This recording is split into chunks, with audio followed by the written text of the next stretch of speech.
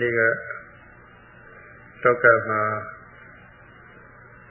လူမှုပြဿနာအထွေထွေမကင်းရတာမလို့အတွင်းကလည်းရှုပ်ထွေးပြင်လည်းရှုပ်ထွေးမှုတွေနဲ့ကြီးဆက်ပြီးတော့သတ္တဝါတွေနေထိုင်ရတာဟာရှင်းရှင်းလင်းလင်းသတ်သက်ရရမရှိလာပဲရှိတယ်။အဲဒါကိုဘုရားမြတ်စွာမေးလို့မြတ်စွာဘုရားဒီအရှုပ်ထွေးတွေကိုဘယ်ပုဂ္ဂိုလ်ဖြည့်ရှင်းနိုင်ပါသလဲဆိုတဲ့မိဂုံမြတ်စွာဘုရားဘိက္ခုအမိခံပုဂ္ဂိုလ်ဟာဖြည့်ရှင်းနိုင်ပါလေယောဂီဖြည့်ရှင်းနိုင်ပါလေယောဂီတိုင်းကလည်းဆိုတော့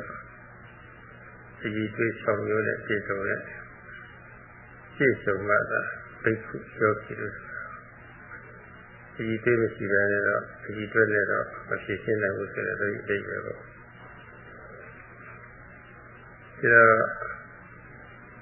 ကိုယ်ရင်းပြဿနာဖြေရှင်းပြီးတော့အေးချမ်းချမ်းနဲ့နေလို့တဲ့ပုဂ္ဂိုလ်ဟာသိရှိအမိခံလို့ပဲပထမဆုံးယောဂီအမိခံလို့ပဲယောဂီအမိခံပြီးတော့ယောဂီမှာပြည့်စုံတဲ့အရေးချင်း6မျိုးပြည့်စုံလို့ရှိရပါမယ်အဲဒါမနေ့ကပြောပြပါပြီပထမဆုံး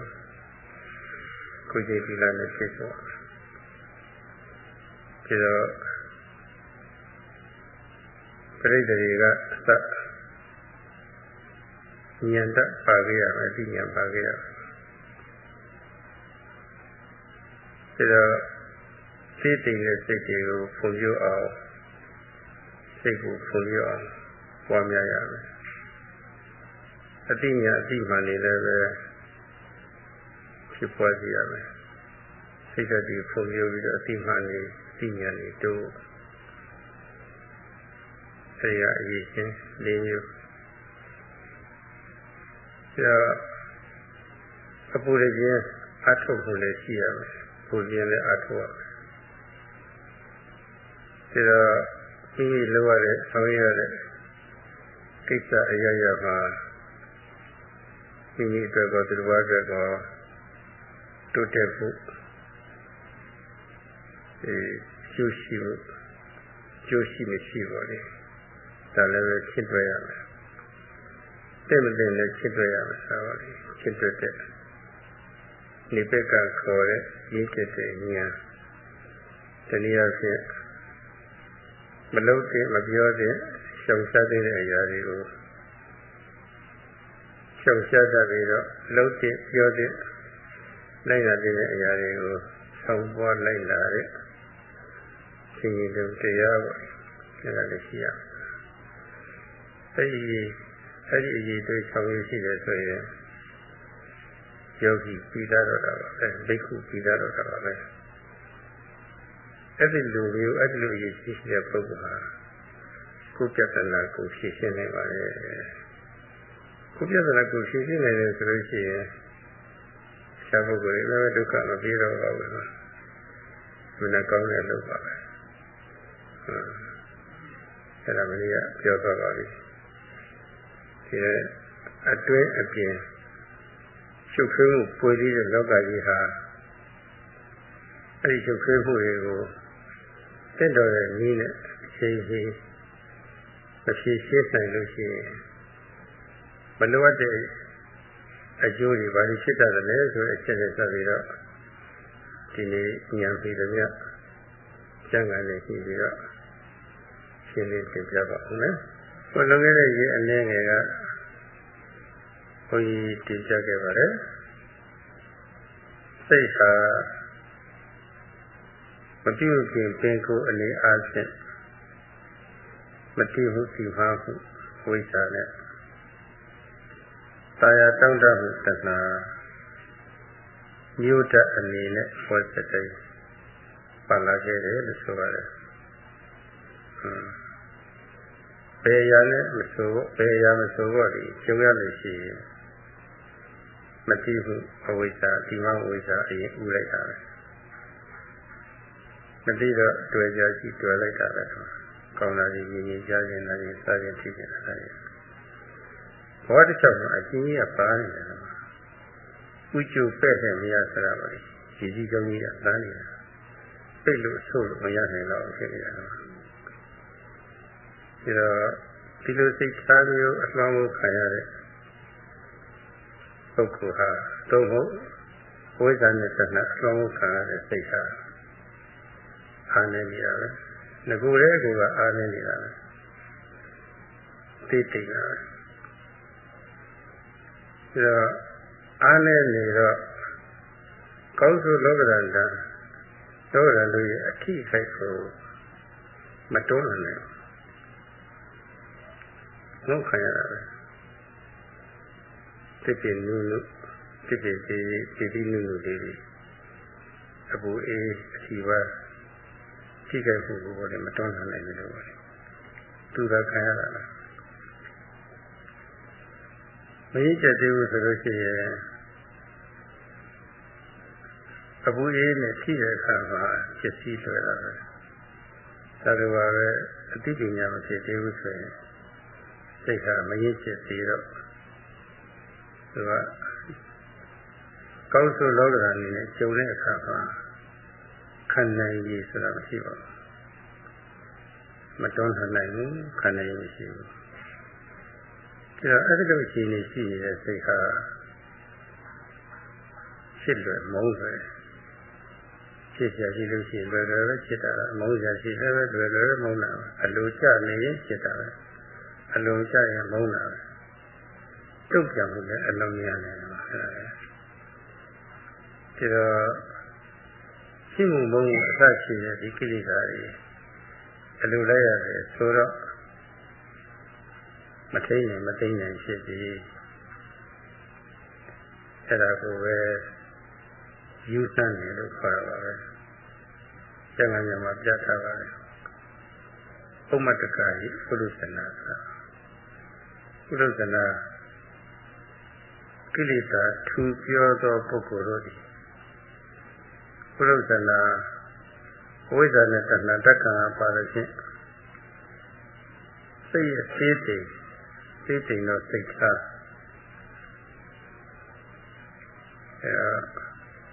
ခုကအားစိတ်ခုကအားမရှိသောပုဂ္ဂိုလ်တို့သည်ဥမ္မတကဖြစ်မှုမုန်းမှုအစရှိတဲ့ကိလေသာအလိုလိုက်ပြီးတော့ထိမ့်နိုင်သိမရယူဆသူများတာပါပဲလို့ဆိုထားပါတယ်။ဒါအရိယာဖြစ်မရောက်တဲ့များရောက်သေးတဲ့များတော့အယူရှိတယ်လို့ဒီလိုဆိုလိုပါတယ်။နည်းနည်းလေးယူတာနဲ့ညာညာယူတာကလည်းထိမ့်နိုင်သိမရယူတာနဲ့သာသာကွာချတာပါပဲ။ယူတဲ့အနေရောက်တာဟာမှာတော့မထခေါ်တဲ့ရစ်ဖို့ကနေစလာတာပါရစ်ဖို့များလို့ရှိရင်ယူတာပဲရစ်ဆိုတာကအမျိုးမျိုးရှိပါတယ်ကျမ်းမာရေးကောင်းနေလို့ရှိရင်ငါကျမ်းမာတာပဲဆိုပြီးတော့ဒီလိုလည်းရစ်တတ်တယ်အရုပ်ကြမန်စာဝတိမန်စာအရုပ်ကြမထစာဝတိအရွယ်ကောင်းလို့ရှိရင်အရွယ်ရှောင်းပြီးလို့ရှိတာပဲပညာတော်လို့ရှိရင်မိမိပညာရှောင်းပြီးတော့ရှိတာပဲမှန်ရတဲ့သဘောပါလေမမနာတွေခုံကြီးတဲ့သဘောတွေပါလေဒါတွေပစ္စည်းရှိလို့ရှိရင်ပစ္စည်းမှလှလို့ရှိရင်လည်းလှမှပါလေဆွေမျိုးတောက်လို့ရှိရင်လည်းဆွေမျိုးမှစသည်ပါလေဒါမျိုးလေးတွေရစ်စရာအကြောင်းလေးတွေကလူသားကြီးမှာအများကြီးရှိပါတယ်။ပမာဏတွေလည်းအများကြီးရှိကြပါတယ်ကွာ။အခြေအနေကောင်းရင်ကောင်းသလောက်ရစ်ဖို့လေးတွေဖြစ်လာတယ်ကွာ။ဘုရားရှိခိုးမတုံးရင်ဆိုလို့ရှိရင်တော့ပြင်ကိုစိတ်ဟာတတ်နေပါတယ်။ဒီစိတ်ကောင်းပါတယ်။ဘုရားရှိဝင်သွားတဲ့ခါကျတော့နည်းနည်းဝင်နည်းနည်းရစ်လာ။ညံ့ညံ့ရင်ညံ့ညံ့ဝင်ညံ့ညံ့ရစ်လာတာပါ။ဒါတော့မထိတ်နဲ့မသိနဲ့အောင် ရစ်ပြီးဆိုလို့ရှိရင်တိတ်ကိုပဲဆိုးဆိုးဝါးဝါဖြစ်လာတာပါပဲအရစ်များတော့မူးတာပဲမူးပြီဆိုလို့ရှိရင်တော့ယူဟမ်းတဲ့အနေရောက်ပြီးတော့ထိမ့်နိုင်သိမရပြန်ကားမှုအမျိုးမျိုးတွေဖြစ်တာပါပဲဒါတော့ထိမ့်နိုင်သိမရရန်ကားမှုအနေထားတွေဖြစ်ရတယ်သူရဲ့မြေရှားခံရတာမြေရှားခံလာတော့ရစ်ဖို့ပဲအဲ့ဒီရစ်ဖို့လေးတွေအစတဖြည်းဖြည်းပေါ်လေတတ်တော့အောင်လို့တတိယသိအရေးရှိပါတယ်အဲ့ဒီကိစ္စနဲ့ပတ်သက်ပြီးတော့မြတ်စွာဘုရားအချက်နှစ်ချက်ပဲမိကြပါတယ်သတောဘိက္ခုဘိက္ခုသံပတ်ချာနောသတောဘိက္ခုဘိက္ခုဝေရိယသံပတ်ချာနောအယံအမကအနုသသနိဘိက္ခုတို့ခန္ဓာအသေးအဖွဲရေးဖို့လေးတွေကအစတွန်းလှန်နိုင်ဖို့ရအတွက်ကာဝယ်ဖို့ရအတွက်တတိရှိရမယ်အမြဲတည်းအမှတ်ရနေရမယ်ဆိုတာပေါ့ဒီနေ့ကြားတဲ့နာနဲ့စားတဲ့ခြေတိုင်းဒီတိုင်းပေါ့လေကိုယ်ရဲ့ဖြစ်တဲ့ရှုခွင့်အာယုံကိုဖြစ်ဆက်မှာပေါ့လေအမြဲတမ်းဖြစ်ဆက်လို့အမှတ်ရနေရမယ်တတိနဲ့ကြားရတတိဖြစ်ပါများလို့ရှိရင်တတိယထူးခြားခြားကောင်းလာလို့ရှိရင်သမ္ပ္ပာနောကိုယ်ရင်သိတာပဲသမဂန်သိတာပဲပြည့်စုံသိတာပဲအတိကတော့မျိုးဖြစ်တယ်တတိကတော့ရစ်ဖို့ကအစပြတ်တန်သွားအောင်လို့အချိန်သေးသွားအောင်ပြုလုပ်တတ်တယ်အတိကတော့အချိန်ပြတ်သွားအောင်လို့မျိုးပြတ်သွားပြုလုပ်တတ်တယ်အဲ့ဒီချက်ပဲဆောက်ကြမိကြတာပါအဲ့ဒီလိုတတိမျိုးအဲ့ဒီလိုအတိမျိုးမရှိရင်တော့စိတ်အလိုရလွတ်ထားရရောက်ပါတယ်စိတ်ကိုလွတ်လပ်ခွင့်တခါတည်းပေးတာရောက်ပါတယ်အချုပ်ချယ်မရှိပဲနဲ့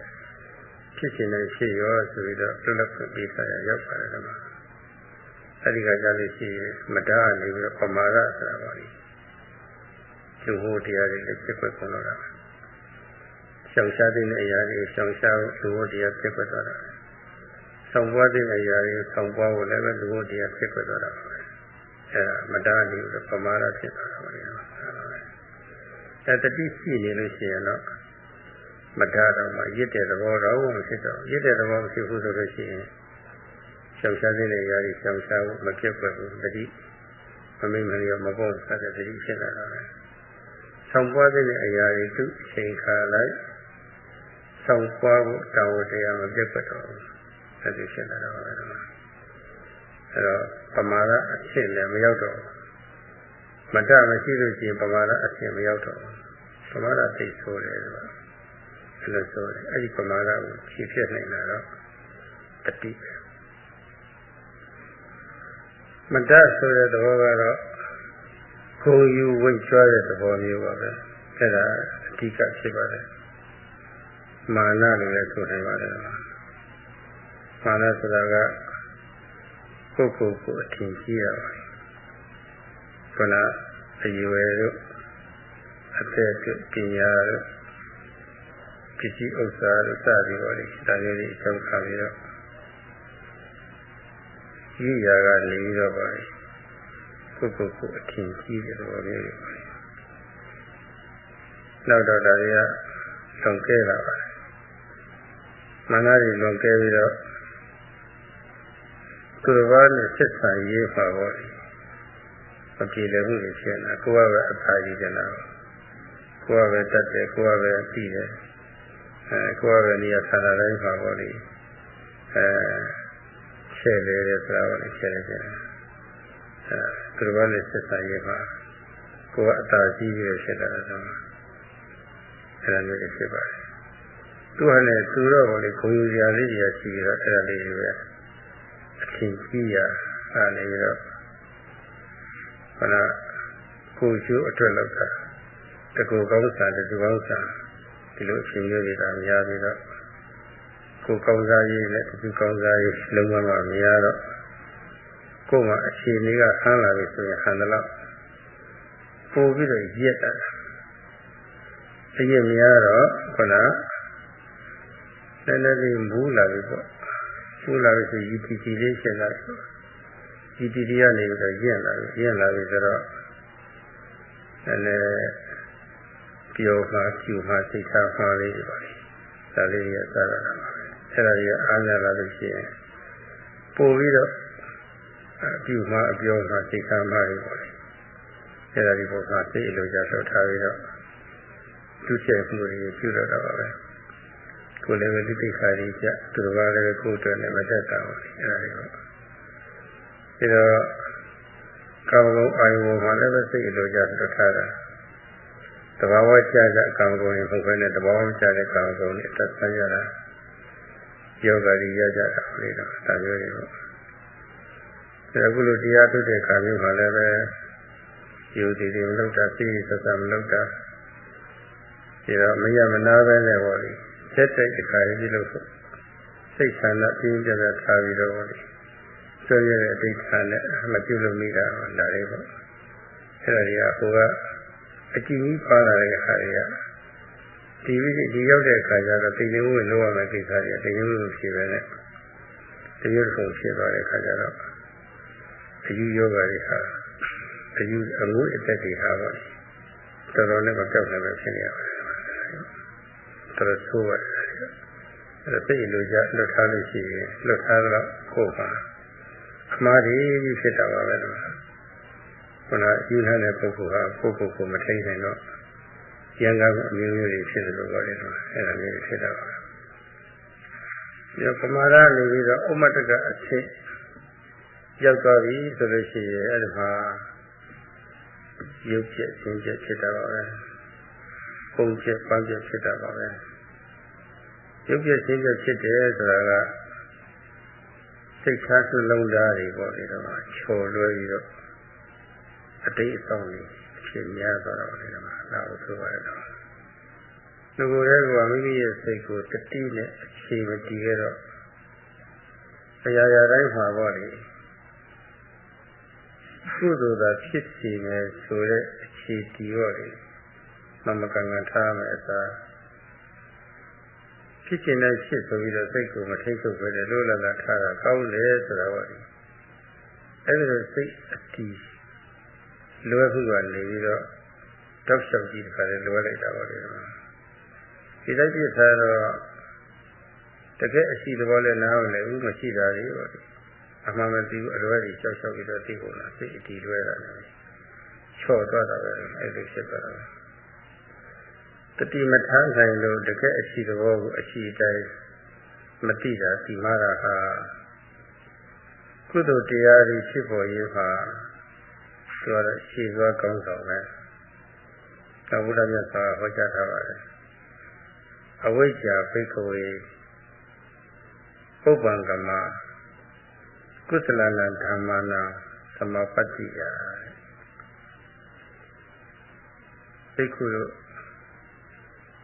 အဝိဇ္ဇာခေါ်တဲ့အမှန်မသိမှုတိမမှုဟာအကုသိုလ်တရားတွေဖြစ်ပေါ်ရေးပါရှိသွားကောင်းဆောင်ပဲလို့ဒါလည်းဆိုပါတယ်မိမိတဏ္ဍာမှာအကုသိုလ်ဖြစ်တဲ့မြတ်ဒီမသိမှုပဲဟာပါပဲအဲ့ဒါလိုအစာပြုပြီးတော့တက်တော်ကြတာအဝိဇ္ဇာရဲ့အပြစ်တွေကိုပေါ့လေအဲ့ဒါလိုခေါ်ထားပါတယ်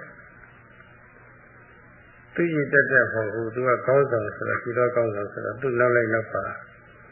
ဥစ္စည်းရဲ့တကြိုးပါလာတာပါပဲအနွတ်ဒေဝအာယိကအနုတ္တပါနဲ့အာယိကဆိုတာကဒုစရအမှုကို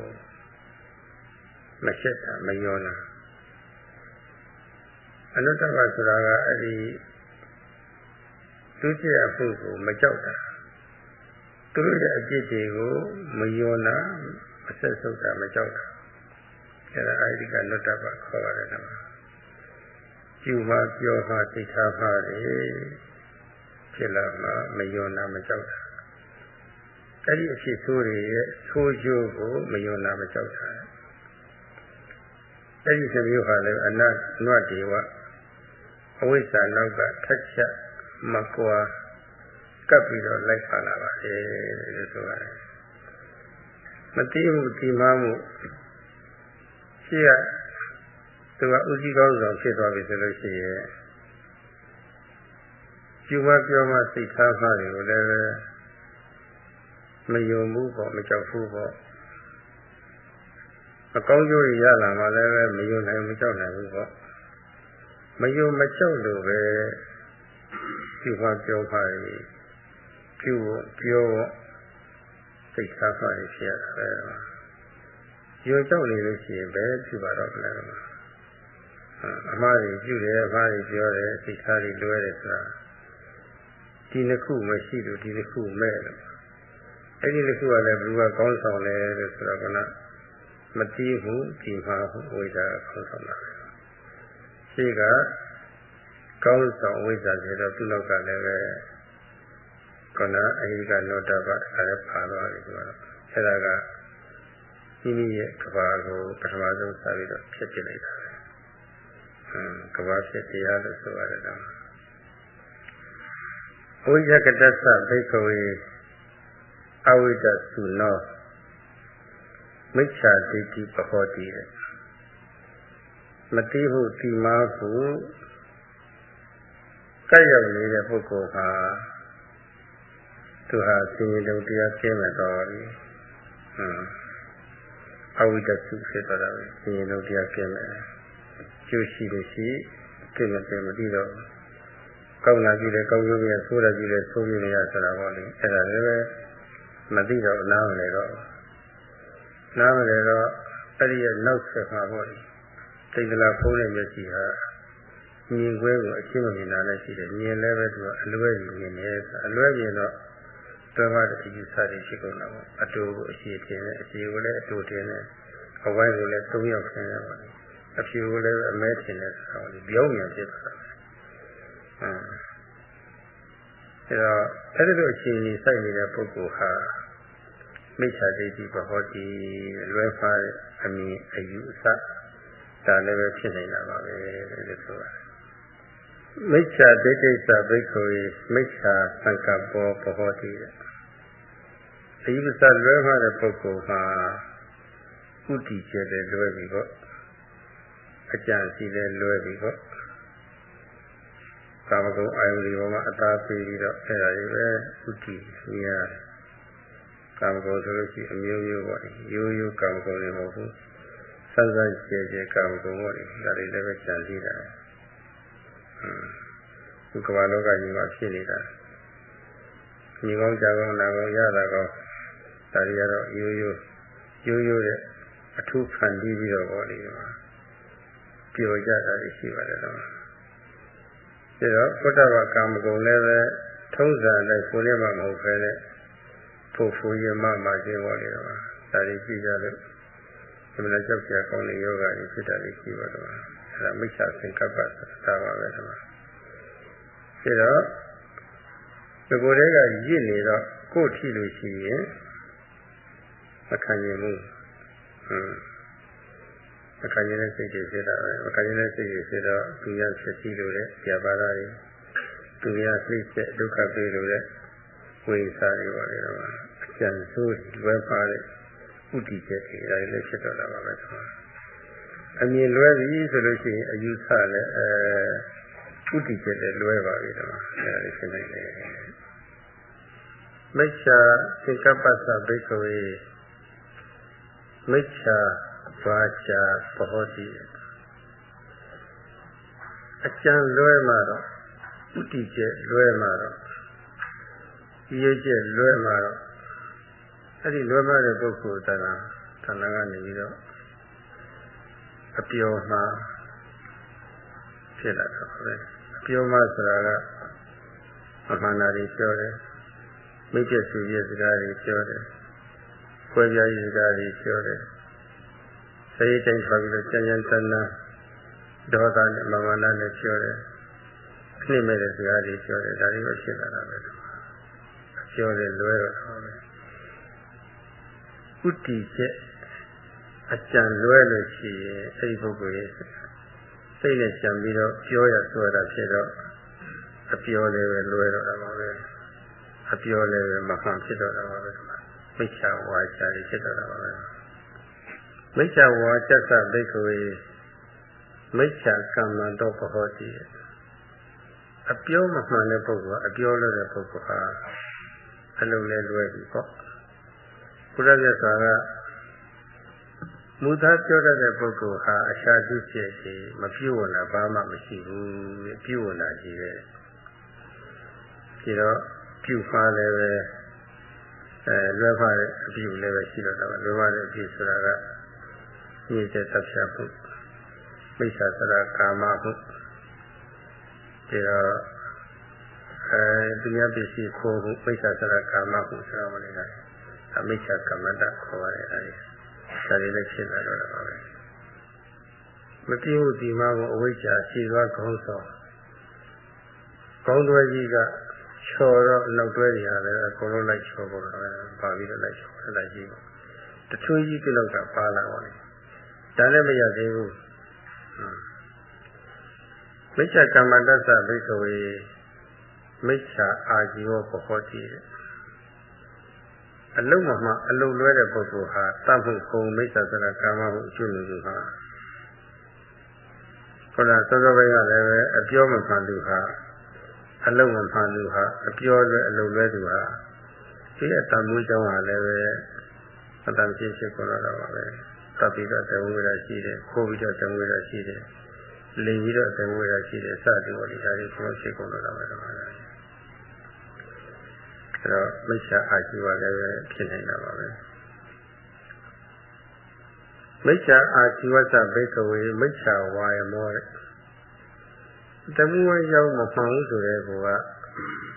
အဲ့ဒီမမမကန်ရှိရဲ့မှာလွဲမှားတဲ့အဆိုင်လွဲမှားတဲ့ကျိုးပါမှုပါပြီးပေါ့မိစ္ဆာဝါယမလည်းဖြစ်တာပါမိစ္ဆာအာဇီဝမှာမိစ္ဆာသမဝါယမမိစ္ဆာဝါယမလည်းဖြစ်တာပါပဲမိစ္ဆာဝါယမသဘိက္ခဝေမိစ္ဆာစတိ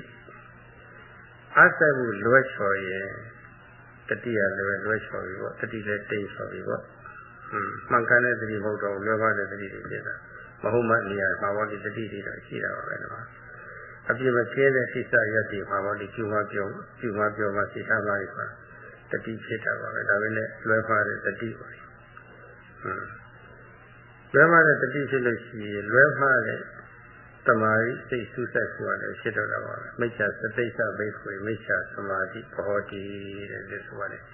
တောက်လျှောက်ရှိတဲ့ခါလည်းအလွဲချော်သွားတော့တာပါပဲရှည်သွားကောင်းဆောင်အဝိဇ္ဇာကသူကရှိကသွားပြီဆိုလို့ရှိရင်အကုသိုလ်အမျိုးမျိုးအုပ်စုအလိုက်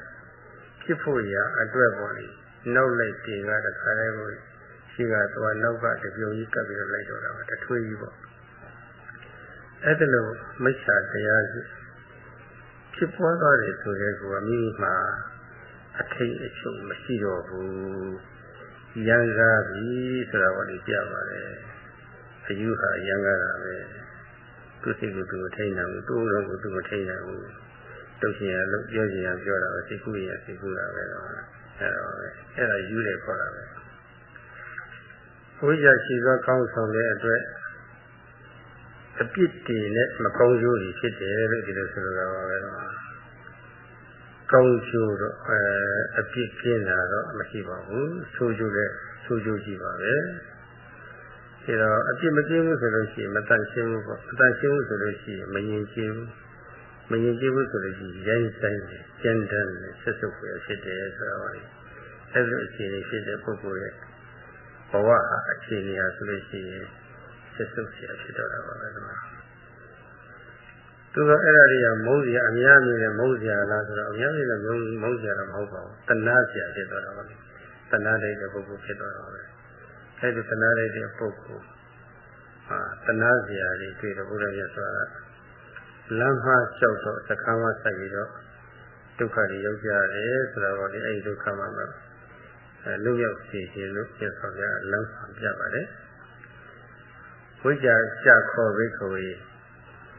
ပုပ္ပေကမကုသလနာဓမ္မနာသမပတ္တိယအလျော်ပြောရမယ်ဆိုလို့ရှိရင်ဟယ်လိုတဲ့ တိမှုအမှန်တိမှုအမှန်တိမှုပါပြည့်ကင်းကောင်းကျိုးရာကုသိုလ်တရားတွေဖြစ်ပွားရေးမှာများရေးမှာပေါ့လေဒီမှာရှိတော်ကောင်းတော်မှာပဲအတ္တတရားလေးပေါ့လေဒီမှာရောင်ချီလေးအလေးရောင်လေးပြလိုက်ပါတယ်မြတ်စွာဘုရားဘုရားဆိုတာကဒီနေရာမှာအခြေခံပါပဲသိလေးလေးနဲ့တော့မဟုတ်သေးပါဘူးနောက်ပိုင်းကျမှ4မိနစ်တည်းဖြစ်လာတာပါအခြေခံဆိုတာကပြုမှပြောမှစိတ်ထားမှတွေဟာမကောင်းကျိုးဖြစ်စေတယ်ဆိုတာပဲမကောင်းကျိုးရတယ်ဆိုတာပါမလိုအပ်တဲ့အကျိုးတွေရတယ်ဆိုတဲ့အတိစိတ်ဓာတ်ပြုမှပြောမှစိတ်ထားမှတွေဟာကောင်းကျိုးရတတ်တယ်ကောင်းကျိုးဖြစ်စေတယ်ဆိုတဲ့အတိစိတ်ဓာတ်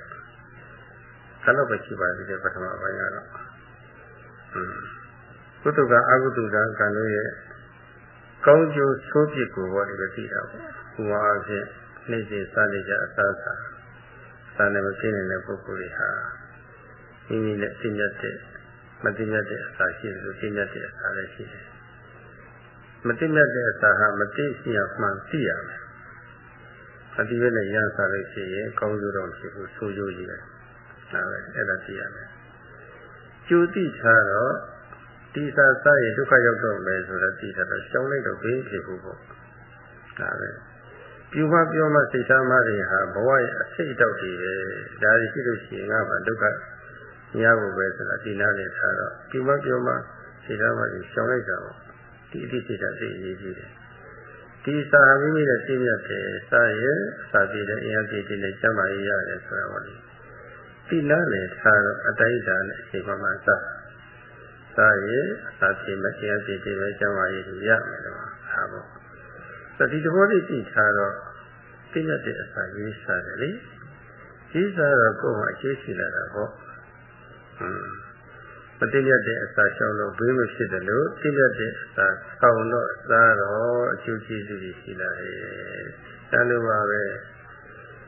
အပြုမှပြောမှစိတ်ထားမှတွေကမကောင်းကျိုးပြုမှပြောမှစိတ်ထားမှတွေကအလုပ်တွေကကောင်းကျိုးဖြစ်စေနိုင်တယ်ဆိုအဲဒီအတိစိတ်ဓာတ်ကြီးအသိအရေးကြီးပါတယ်လို့အဲ့ဒါကမ္မစိတ္တသမာဓိကြီးခေါ်ပါတယ်တော့အဲ့ဒါအခြေခံပဲလို့ဝိဇ္ဇာရှိကားကောင်းဆောင်ကရှိကသွားပြီဆိုလို့ရှိရင်သူ့နောက်က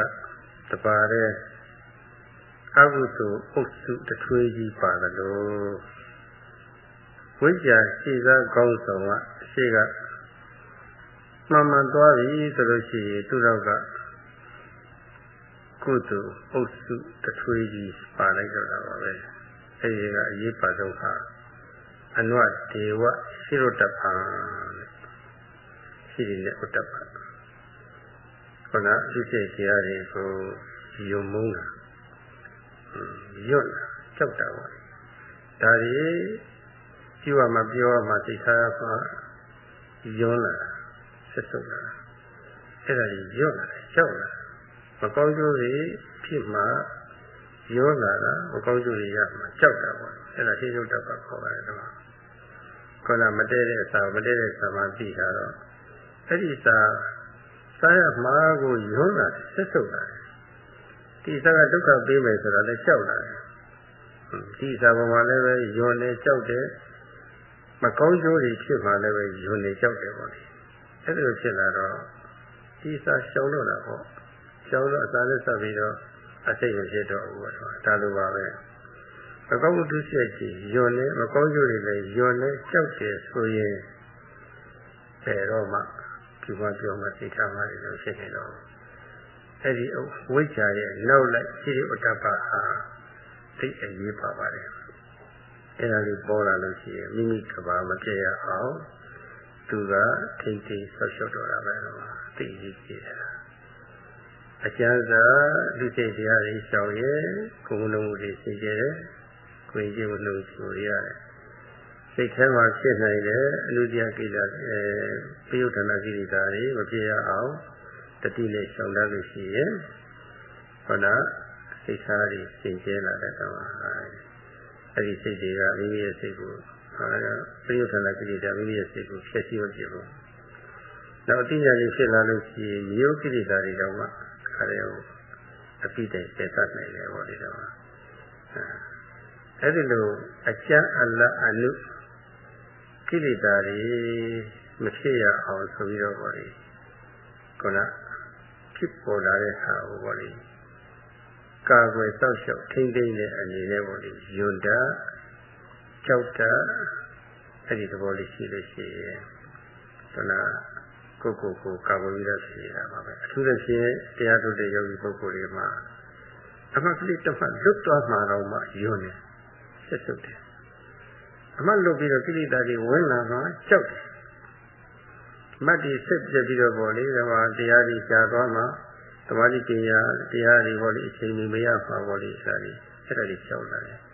အဲ့ဒီစိတ်တပ်ပါကတ်လေလေးဒီယောဂီဟာအမှတ်မလို့ရအောင်ပို့ပြီးတော့ကြိုးပမ်းနေတယ်ကြိုးပမ်းနေတယ်အမတ္တရိကြီးကောင်းနေတယ်အမတ္တရိကောင်းနေလေတရားလည်းတက်လာနေတယ်အဲ့ဒါတရားအထုတဲ့နေရာပါဒီစိတ်ဥတ္တပါဆိုသိအရေးကြီးပါတယ်ဒီစိတ်ဥတ္တပါဟာသူတော်ကောင်းနေပယ်တဲ့မှာအလုံးကိုအရေးပါတဲ့တရားပါပဲကဘာဆောင်တရားဆိုတာကိုသူ့ရဲ့ဆန့်ကျင်ပဲအဟိရိကအနုတ္တပစိရိဝတ္တပကကဘာဆောင်တရားဆိုတော့ဟောကဘာဖြစ်တရားလို့ဆိုလိုရရောက်တာပေါ့ကဘာကြီးဖြစ်ပြနေတာဒီအဟိရိကအနုတ္တပပဲကဘာဖြစ်တယ်ဆိုတာကိုယ်ကဘာကိုဖြစ်တာပါကိုယ်ကဘာဆိုတာကိုယ်ဘဝပါပဲကိုယ်ဘဝကိုဖြစ်ပြတာလေဒီအဟိရိကအနုတ္တပပဲကိုယ်ဘဝကိုပြုစုတာစောင့်ရှောက်တာအဟိရိဝတ္တပပဲကဘာဖြစ်တရားနဲ့ကဘာပြုတရားကဘာကာဝယ်ဆောက်ရှုပ်တဲ့တရားခွဲခြားနားလည်ရပါတယ်။ဒါတည်းရေးရှိပါတယ်သူက။အဲဒီလောကပါဠိကဘာပြုတရားကိုပဲဒီမျိုးဆိုထားတာရှိပါသေးတယ်။သုက္ကဓမ္မသုက္ကဓမ္မဆိုအဖြူခံတရားတဲ့။သုက္ကဟိယုတ္တမှာတော့ဒီအဖြူအမဲဆိုတာအယောင်နဲ့တတ်မှတ်လို့မရှိပါဘူး။နန္တရားဆိုတော့အယောင်နဲ့တတ်မှတ်လို့မဖြစ်ပါဘူး။တင်စားပြီးတော့ပြောတဲ့သဘောမျိုးပါပဲ။အဖြူခံကျူကဆိုတာအကုသိုလ်အယုံစရာပဲကျူမပြောမှစိတ်ထားမှတွေအယုံစရာတွေကြောက်စရာတွေမကောင်းကျိုးရလို့ရှိရင်လည်းအယုံစရာမကောင်းကျိုးရယုံစရာတွေဆိုကြောက်စရာတွေဆိုတာပေါ့ဒီလောက်ရှိထားလို့ရှိရင်ကျူမပြောမှစိတ်ထားမှတွေဒါတွေရှောင်လို့တာပေါ့သတိထားပြီးတော့ရှောင်လို့တာရှောင်လို့ရကိုယ်ကဘာကိုပဲကိုယ်ဘဝကိုယ်တိုင်ထိနေရတော့ဖြစ်သွားဒီဣရိဝတ္တပါတဲ့စိတ်ထားကလေးကဣရိဝတ္တပါလေးကဖြူစင်တာဟုတ်လို့အဖြူကံဆိုလို့ရှိရင်အပူဒံကံထုတ်တာပဲစိတ်ကြောင့်လက်တံအဖြူကံပူဒံကံထုတ်စီဆိုတာပါဒီဘူးထဲမှာအဖြူဝက်သွားရင်အပူမထုတ်ဘူးပူဒံကံထုတ်တယ်ဆိုတာဒီအဖြူကလေးကကြည့်နေတော့လောဘဒေါသမောဟအစရှိအပူဓာတ်တွေဟောလေသူကကံထုတ်တယ်ဆိုတာအဲ့ဒီနည်းနဲ့ဆိုလို့ရှိရင်လည်းကောင်းတာပဲသူကပြီးတော့ဒေဝတ္တမလို့လည်းဆိုထားတဲ့သူဒေဝတ္တမဆိုတာကဒီတောက်ပြောင်ဘဝထွန်းလေးတောက်ပါသောပုဂ္ဂိုလ်များရဲ့လက်သုံးတရားပေါ်လေတော့အရှင်တန်းဖြစ်နေတဲ့တရားတွေလို့ဆိုပါတယ်ဒေဝဆိုတာကထွန်းလေးတောက်ပါတဲ့ပုဂ္ဂိုလ်ခေါ်တယ်ကောင်းကုန်လေးနဲ့ထွန်းလေးတောက်ပါတဲ့ပုဂ္ဂိုလ်ဒေဝလို့ခေါ်ပါတယ်နတ်တင်မဟုတ်ပါဘူးအဲ့ဒီဒေဝကတုံးရရှိပါတယ်ဥပပတ္တိဒေဝဥပပတ္တိဒေဝဆိုတာနတ်တိသမားတွေကိုဒါဥပပတ္တိဒေဝလို့ခေါ်ပါတယ်လူကြီးမှာကုသိုလ်တွေထူးခြားခြားဖြစ်တော့ဟိုမှာလူတမန်နေအတဘောရစွာပေါ်ဒီဘဝရှိစေခြင်းဟာထွန်းနေတော့ပါပါတယ်ဒါတော့သမုဒိဒေဝဆိုတာကအုတ်ချူကြီးပိုင်းကမင်းဆိုပိုင်းကပုဂ္ဂိုလ်တွေပေါ့သူကရိုးရိုးပုဂ္ဂိုလ်တွေတဲ့သူကရှိကုသိုလ်ကကောင်းတော့ပါလေတောက်ပါတယ်လို့ဆိုရပါတယ်တော့ဒါတော့ဝိသုဒ္ဓိ